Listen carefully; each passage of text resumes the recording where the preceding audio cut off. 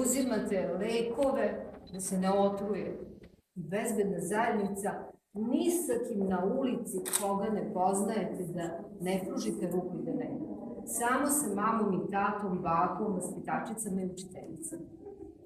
I prijateljima. I prijateljima, naravno. Dakle, bezbedna zajednica, razmislite, setite se. Ja imam Ivana od 6,5 godine i Lara od 4,5 godine i oni znaju šta je bezbedna zajednica. Pričamo o tome u kući, a vi pričajte o tome sa svojim roditeljima.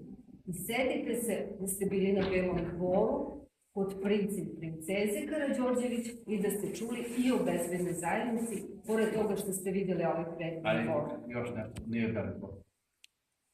Nije Belibor, vi ste u Kraljevski dvor. Kraljevski. Ljudi misle da ima samo jedan dvor. Dakle, u Kraljevskom dvoru. I sada vi tamo i mi tamo kod nas sve učitelji da imaju Samo vaspitači jednu sliku. Čekajte, deca, dođete